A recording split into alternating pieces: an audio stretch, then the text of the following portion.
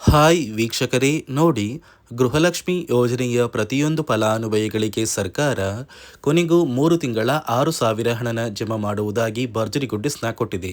ಫಲಾನುಭವಿಗಳಿಗೆ ಈಗಾಗಲೇ ಮೇ, ಏಪ್ರಿಲ್ ಮತ್ತು ಮಾರ್ಚ್ ತಿಂಗಳ ಒಟ್ಟು 6,000 ಹಣನ ಸರ್ಕಾರ ಜಮಾ ಮಾಡ್ತಾ ಇದೆ.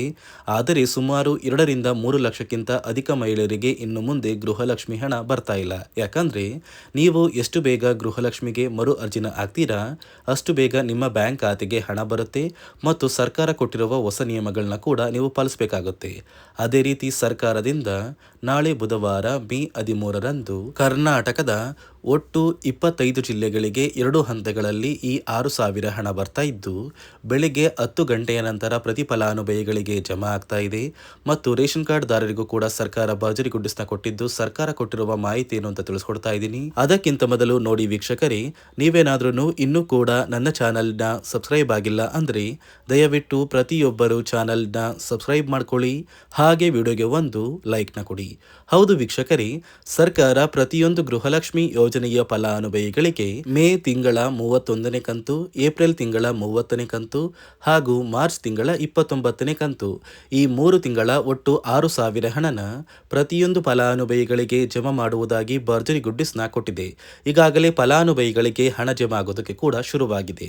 ಆದರೆ ಸುಮಾರು 2ರಿಂದ 3 ಲಕ್ಷಕ್ಕಿಂತ ಅಧಿಕ ಮಹಿಳೆಯರಿಗೆ ಇನ್ನು ಮುಂದೆ ಗೃಹಲಕ್ಷ್ಮಿ ಹಣ ಬರ್ತಾ ಇಲ್ಲ.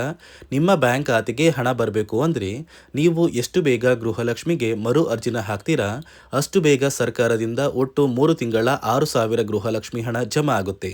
ಮತ್ತು ಸರ್ಕಾರ ಈ ಬಾರಿ ಕೆಲವು ಹೊಸ ನಿಯಮಗಳನ್ನ ಗೃಹಲಕ್ಷ್ಮಿ ಯೋಜನೆಗೆ ಜಾರಿಗೆ ಕೂಡ ತಂದಿದೆ. ಹಾಗಾದ್ರೆ ಸರ್ಕಾರ ಏನೆಲ್ಲ ಹೊಸ ಬದಲಾವಣೆ ಜಾರಿಗೆ ತಂದಿದೆ ಅಂತ ಕೂಡ ತಿಳಿಸ್ಕೊಡ್ತಾ ಇದ್ದೀನಿ.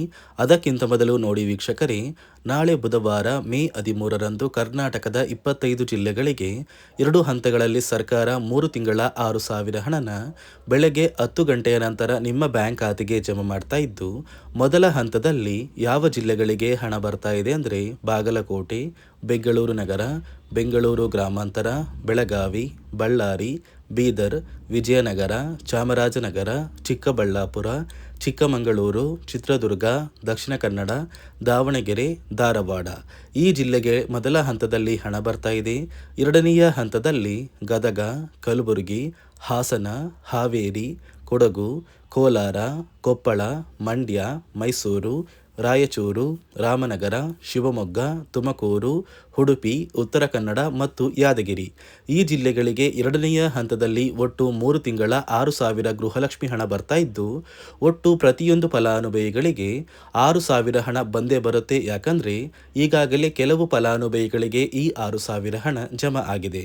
ನೀವು ಎಷ್ಟು ಬೇಗ ಗೃಹಲಕ್ಷ್ಮಿಗೆ ಮರು ಅರ್ಜಿನ ಹಾಕ್ತೀರಾ ಮತ್ತು ಸರ್ಕಾರ ಜಾರಿಗೆ ತಂದಿರುವ ಹೊಸ ನಿಯಮಗಳನ್ನ ಪಾಲಿಸ್ತೀರಾ ಅಷ್ಟು ಬೇಗ ಸರ್ಕಾರ ನಿಮ್ಮ ಬ್ಯಾಂಕ್ ಖಾತೆಗೆ ಹಣ ಜಮಾ ಮಾಡುತ್ತೆ. ಯಾಕಂದ್ರೆ ನೋಡಿ ವೀಕ್ಷಕರೇ, ನಿಮ್ಮ ಬ್ಯಾಂಕ್ ಖಾತೆಗೆ ಗೃಹಲಕ್ಷ್ಮಿ ಯೋಜನೆಯ 3 ತಿಂಗಳ 6,000 ಹಣ ಜಮಾ ಆಗಬೇಕು ಅಂದ್ರೆ ನೀವು ಆದಷ್ಟು ಬೇಗ ಗೃಹಲಕ್ಷ್ಮಿಗೆ ಮರು ಅರ್ಜಿನ ಹಾಕೋದು ಕಡ್ಡಾಯ. ಯಾವ ಕಾರಣಕ್ಕೆ ನೀವು ಮರು ಅರ್ಜಿ ಹಾಕಬೇಕು ಅಂತ ಕೂಡ ತಿಳಿಸ್ಕೊಡ್ತಾ ಇದ್ದೀನಿ.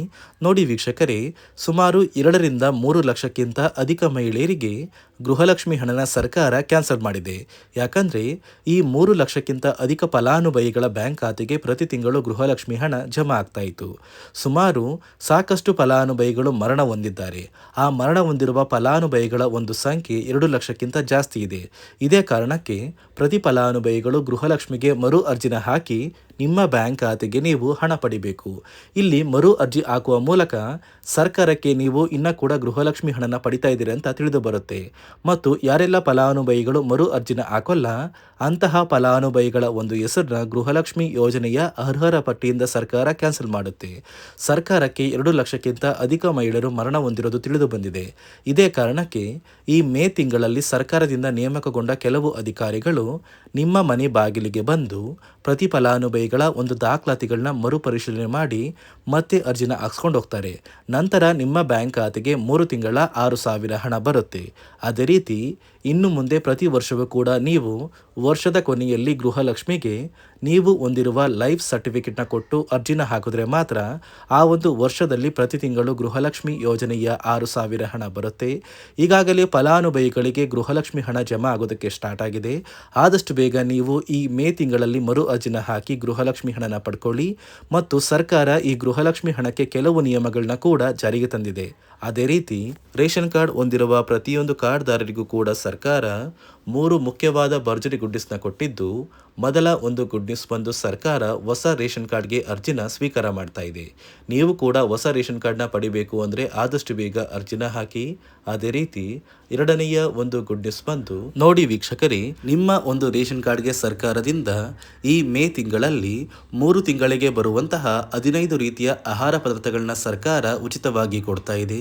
ಮೇ ತಿಂಗಳ ಒಂದು ರೇಷನ್ ಕಾರ್ಡ್ಗೆ ಸಿಗುವಂತಹ ಇಂದಿರಾ ಕಿಟ್, ಏಪ್ರಿಲ್ ತಿಂಗಳಿಗೆ ಸಿಗುವಂತಹ ಒಂದು ಇಂದಿರಾ ಕಿಟ್ ಮತ್ತು ಮಾರ್ಚ್ ತಿಂಗಳಿಗೆ ಸಿಗಬೇಕಾದಂಥ ಒಂದು ಇಂದಿರಾ ಕಿಟ್, ಒಟ್ಟು 3 ತಿಂಗಳ 15 ಆಹಾರ ಪದಾರ್ಥಗಳನ್ನ ಸರ್ಕಾರ ಪ್ರತಿ ಕಾರ್ಡ್ದಾರರಿಗೆ ವಿತರಣೆ ಮಾಡ್ತಾ ಇದೆ. ಮೂರನೆಯ ಒಂದು ಗುಡ್ ನ್ಯೂಸ್ ಬಂದು, ಇನ್ನು ಮುಂದೆ ನೀವು ಉಚಿತ ಅಕ್ಕಿ ಪಡಿಬೇಕು ಅಂದರೆ ಆ ಒಂದು ಬಯೋಮೆಟ್ರಿಕ್ ಮಷಿನ್ ಮೇಲೆ ಬೆರಳಿಡುವಂತಹ ಅವಶ್ಯಕತೆ ಇಲ್ಲ.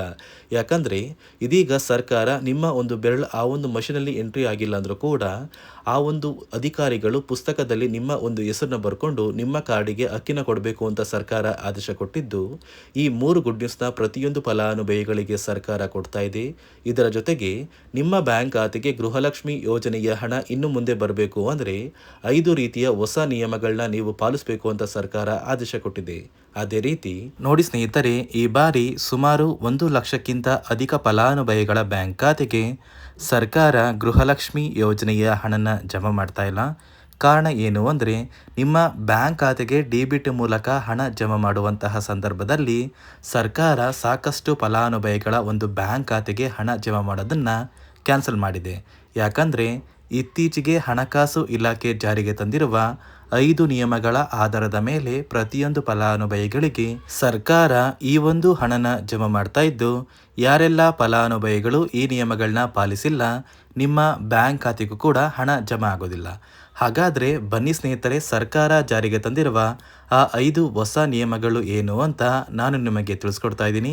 ನೋಡಿ ಸ್ನೇಹಿತರೆ, ಮೊದಲನೆಯ ಒಂದು ನಿಯಮ ಬಂದು, ಸಾಕಷ್ಟು ಫಲಾನುಭವಿಗಳು ಹೊಂದಿರುವಂತಹ ಒಂದು ರೇಷನ್ ಕಾರ್ಡ್ ಏನಿದೆ, ಆ ಒಂದು ರೇಷನ್ ಕಾರ್ಡ್ನ ಮನೆಯ ಸದಸ್ಯರ ಪ್ರತಿಯೊಬ್ಬರ ಒಂದು ಆಧಾರ್ ಕಾರ್ಡ್ನ ನಿಮ್ಮ ರೇಷನ್ ಕಾರ್ಡ್ಗೆ ಕಡ್ಡಾಯವಾಗಿ ಲಿಂಕ್ ಮಾಡಿಸ್ಬೇಕು.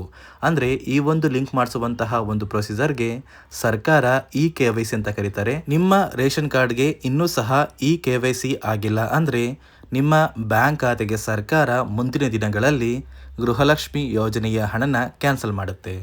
ಅದೇ ರೀತಿ ಎರಡನೆಯ ಒಂದು ನಿಯಮ ಬಂದು, ಸಾಕಷ್ಟು ಫಲಾನುಭವಿಗಳು ಕಳೆದ 3 ತಿಂಗಳಿಂದ ಸರ್ಕಾರದಿಂದ ಬರ್ತಾ ಇರುವಂತಹ ಒಂದು ರೇಷನ್ ಏನಿದೆ, ಅಂದರೆ ಉಚಿತ ಅಕ್ಕಿ ಏನಿದೆ, ಈ ಒಂದು ರೇಷನ್ನ ಪಡ್ಕೋತಾ ಇಲ್ಲ. ಒಂದು ವೇಳೆ ಕಳೆದ 3 ತಿಂಗಳಿಂದ ನೀವು ರೇಷನ್ನ ಪಡ್ಕೊಂಡಿಲ್ಲ ಅಂದರೆ ಸರ್ಕಾರ ನಿಮ್ಮ ಬಳಿ ಇರುವಂತಹ ಒಂದು ರೇಷನ್ ಕಾರ್ಡ್ನ ಕ್ಯಾನ್ಸಲ್ ಮಾಡುತ್ತೆ. ನಿಮ್ಮ ರೇಷನ್ ಕಾರ್ಡ್ನ ಸರ್ಕಾರ ಕ್ಯಾನ್ಸಲ್ ಮಾಡಿದರೆ ನಿಮ್ಮ ಬ್ಯಾಂಕ್ ಖಾತೆಗೆ ಗೃಹಲಕ್ಷ್ಮಿ ಯೋಜನೆಯ ಹಣ ಇರ್ಬೋದು ಮತ್ತು ಸರ್ಕಾರದಿಂದ ಬರುವಂತಹ ಒಂದು ಸೌಲಭ್ಯಗಳನ್ನ ನೀವು ಕಳ್ಕೋಬೇಕಾಗುತ್ತೆ. ಅದೇ ರೀತಿ ಮೂರನೆಯ ಒಂದು ನಿಯಮ ಬಂದು, ನೋಡಿ ಸ್ನೇಹಿತರೆ, ನಿಮ್ಮ ಬಳಿ ಇರುವಂತಹ ಒಂದು ಆಧಾರ್ ಕಾರ್ಡ್ ಏನಿದೆ, ಆ ಒಂದು ಆಧಾರ್ ಕಾರ್ಡ್ನ ಕಳೆದ 15 ವರ್ಷಗಳಲ್ಲಿ ನೀವು ಯಾವುದೇ ರೀತಿಯ ಒಂದು ತಿದ್ದುಪಡಿನ ಮಾಡಿಸಿಲ್ಲ ಅಂದರೆ ನಿಮ್ಮ ಬ್ಯಾಂಕ್ ಖಾತೆಗೆ ಸರ್ಕಾರ ಗೃಹಲಕ್ಷ್ಮಿ ಯೋಜನೆಯ ಹಣನ ಕ್ಯಾನ್ಸಲ್ ಮಾಡುತ್ತೆ.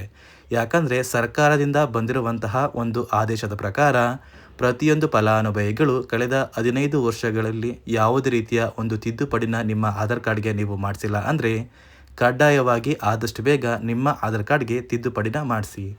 ಅದೇ ರೀತಿ ನಾಲ್ಕನೆಯ ಒಂದು ನಿಯಮ ಬಂದು, ನಿಮ್ಮ ಕುಟುಂಬದ ಒಂದು ವಾರ್ಷಿಕ ಆದಾಯ 7 ಲಕ್ಷಕ್ಕಿಂತ ಕಡಿಮೆ ಇರಬೇಕು. ಒಂದು ವೇಳೆ ನಿಮ್ಮ ಕುಟುಂಬದ ವಾರ್ಷಿಕ ಆದಾಯ 7 ಲಕ್ಷಕ್ಕಿಂತ ಜಾಸ್ತಿ ಇದ್ದರೆ ನಿಮ್ಮ ಬ್ಯಾಂಕ್ ಖಾತೆಗೆ ಸರ್ಕಾರ ಗೃಹಲಕ್ಷ್ಮಿ ಯೋಜನೆಯ ಹಣನ ಕ್ಯಾನ್ಸಲ್ ಮಾಡುತ್ತೆ. ಅದೇ ರೀತಿ 5ನೆಯ ಒಂದು ನಿಯಮ ಬಂದು, ನಿಮ್ಮ ಕುಟುಂಬದ ಸದಸ್ಯರು ಅಥವಾ ಗೃಹಲಕ್ಷ್ಮಿ ಯೋಜನೆಯ ಫಲಾನುಭವಿಗಳು ಯಾರು ಕೂಡ ಸರ್ಕಾರಿ ನೌಕರರಾಗಿ ಕಾರ್ಯನಿರ್ವಹಿಸ್ತಾ ಇರಬಾರ್ದು. ಒಂದು ವೇಳೆ ನಿಮ್ಮ ಕುಟುಂಬದಲ್ಲಿ ಯಾರೇ ಆಗಿದ್ರೂ ಸರ್ಕಾರಿ ನೌಕರರಾಗಿ ಕಾರ್ಯನಿರ್ವಹಿಸ್ತಾ ಇದ್ದರೆ ನಿಮ್ಮ ಬ್ಯಾಂಕ್ ಖಾತೆಗೆ ಗೃಹಲಕ್ಷ್ಮಿ ಯೋಜನೆಯ ಹಣ ಕ್ಯಾನ್ಸಲ್ ಆಗುತ್ತೆ. ಈ 5 ನಿಯಮಗಳ ಆಧಾರದ ಮೇಲೆ ಪ್ರತಿಯೊಂದು ಫಲಾನುಭವಿಗಳಿಗೆ ಸರ್ಕಾರ ಹಣ ಜಮಾ ಮಾಡ್ತಾ ಇದೆ. ಒಂದು ವೇಳೆ ನೀವು ಈ 5 ನಿಯಮಗಳನ್ನ ಪಾಲಿಸಿಲ್ಲ ಅಂದ್ರೆ ನೀವು ಕೂಡ ಗೃಹಲಕ್ಷ್ಮಿ ಯೋಜನೆಯ ಹಣದಿಂದ ವಂಚಿತರಾಗಬೇಕಾಗುತ್ತೆ. ನೋಡಿ ವೀಕ್ಷಕರೇ, ಸರ್ಕಾರದಿಂದ ನಾಳೆ ಬುಧವಾರ ಮೇ 13ರಂದು ಕರ್ನಾಟಕದ ಒಟ್ಟು 25 ಜಿಲ್ಲೆಗಳಿಗೆ 3 ತಿಂಗಳ 6,000 ಗೃಹಲಕ್ಷ್ಮಿ ಹಣ ಬರ್ತಾ ಇದೆ. ಅದೇ ರೀತಿ ಪ್ರತಿಯೊಂದು ರೇಷನ್ ಕಾರ್ಡ್ ದಾರರಿಗೂ ಕೂಡ 3 ಭರ್ಜರಿ ಗುಡ್ಡಿಸ್ನ ಸರ್ಕಾರ ಕೊಟ್ಟಿದೆ ಮತ್ತು ಹೊಸ ರೇಷನ್ ಕಾರ್ಡ್ಗೆ ಅರ್ಜಿ ಕೂಡ ಸ್ವೀಕಾರ ಮಾಡ್ತಾ ಇದೆ ಅಂತ ಹೇಳ್ತಾ ಇದಿಷ್ಟು ಸರ್ಕಾರದಿಂದ ಬಂದಿರುವ ಹೊಸ ಮಾಹಿತಿಯಾಗಿದೆ. ನಾನು ಕೊಟ್ಟಿರುವ ಮಾಹಿತಿ ನಿಮಗೆ ಇಷ್ಟ ಆಗಿದ್ದಲ್ಲಿ ದಯವಿಟ್ಟು ಪ್ರತಿಯೊಬ್ಬರು ನನ್ನ ಚಾನಲ್ನ ಸಬ್ಸ್ಕ್ರೈಬ್ ಮಾಡ್ಕೊಳ್ಳಿ, ಹಾಗೆ ವಿಡಿಯೋಗೆ ಒಂದು ಲೈಕ್ನ ಕೊಡಿ.